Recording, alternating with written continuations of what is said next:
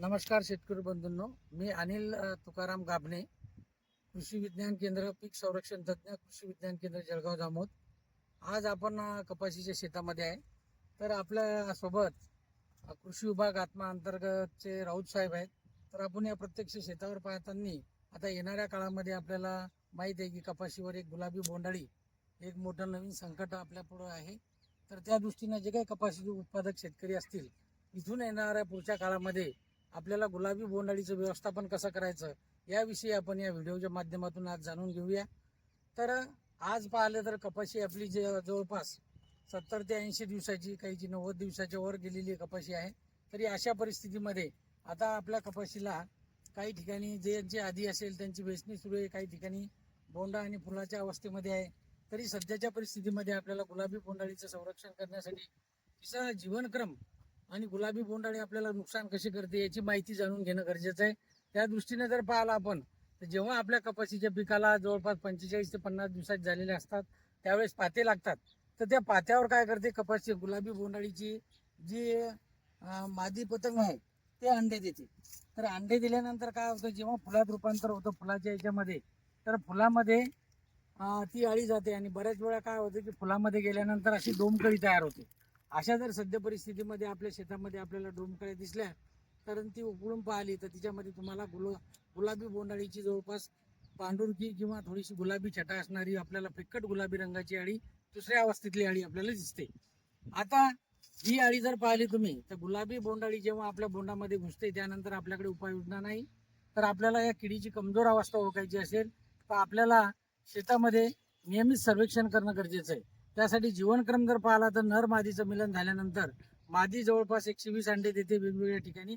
अंड्यातून अळी बाहेर निघते, अळी फुलामध्ये जाते आणि शेवटी ती बोंडामध्ये प्रवेश करते. बोंडामध्ये प्रवेश केल्यानंतर तिचा जीवनक्रम पूर्ण बोंडात पूर्ण करते. कारण ही अळी 5 अवस्थेमध्ये जाते, दुसरी, तिसरी, चौथी, 5वी अवस्था ही तिच्या बोंडातच पूर्ण करते. आणि बऱ्याच वेळा आपल्याला हे जर बोंडात पूर्ण केल्यानंतर आपण पाहतो बऱ्याच वेळा बोंड वेडे वाकडे होतात, त्यांच्यावर काही ठिपके पडलेले दिसतात. आणि अशा वेळेस कुठे जर छिद्र असेल आपलं तर आपण समजायचं की गुलाबी बोंडाळीचा आपल्या याच्यामध्ये प्रादुर्भाव झालेला आहे. आणि ही आपल्याला कपाशीची प्रत जास्त खराब करते, कपाशीचा वेचा होत नाही आणि क्वालिटी खराब झाल्यामुळे आपल्याला उत्पादनात भाव मिळत नाही. आणि ही गुलाबी बोंडाळी विशेषतः करून आज जाऊन कपाशीमधली जी सरकी आहे आपली ती सरकी खाण्याचाही प्रयत्न करते. तर अशा पद्धतीने हिचा जीवनक्रम जो आहे हा 35 ते 45 दिवसाचा असतो. अळी अवस्था पाहिली आपण तर जवळपास ही 28 दिवसापर्यंत ही अळी अवस्थेमध्ये असते.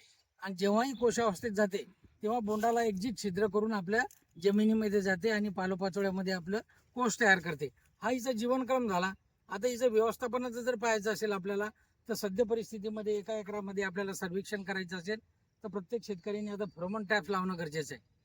फेरोमोन ट्रॅप्स ज्याला आपण लैंगिक सापळा म्हणतो, हे जर आपल्या शेतामध्ये जर लावले आपण एका एकरामध्ये 2, तर याच्यामध्ये जर पाहिलं तुम्ही तर याच्यामध्ये लिव्हर असतो, त्याला आपण कामगंध गोळी म्हणतो. तर ही कामगंध गोळी इथे लावलेली आहे आपण. तर हिच्यामुळे काय होतो की याच्यामध्ये मादीचा गंध असतो आणि नर इकडे आकर्षित होतात. त्यामुळे काय होतात की नर या सापळ्यामध्ये पडतात. या सापळ्यामध्ये पडल्यानंतर 8 ते 10 पतंग जर पडले तर आपण समजायचं की आता आर्थिक नुकसानीची पातळी आलेली आहे आपली आणि आपल्याला फवारणीची उपाययोजना घेणं गरजेचं आहे.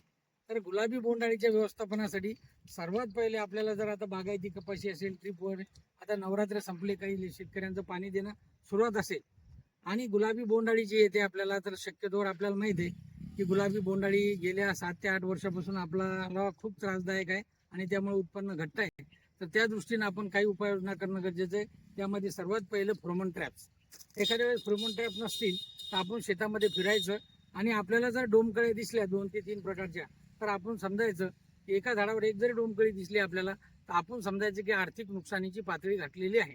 किंवा शेतामध्ये जर आपण फिरतोय तर आपल्याला 10 बोंडापैकी एखादं बोंड जर किडीत दिसलं किंवा एखाद्याला छिद्र असलं तर 5% नुकसान झालेलं. आपण 100 बोंडापैकी जर किंवा 10 बोंडापैकी एक बोंड दिसला आपण तर आपण समजायचं 5%, 2 बोंड दिसले आपल्याला 10%. तर आपण यावेळेस उपाययोजना करणं गरजेचं आहे. त्यासाठी जर पाहिलं आपण तर सर्वात पहिले जी फवारणी घ्यायची आपल्याला विद्यापीठानं जे काही सुचवलेलं आहे आपल्याला, त्यामध्ये सर्वात पहिले तुम्ही अजॅडिरेक्टिन मार्केटमध्ये 1500 ppm नावाचं जे लिंबोळीयुक्त कीटकनाशक मिळते, हे आपल्याला जवळपास 20 ते 25 ml 10 लिटर पाण्यामधून याची फवारणी घ्यायची आहे. त्यानंतर असं वाटलं लिंबोळी अर्क मला 5% घरच्या घरी तयार करून त्याची एक फवारणी प्राथमिक सुरुवात घेणं गरजेचं आहे.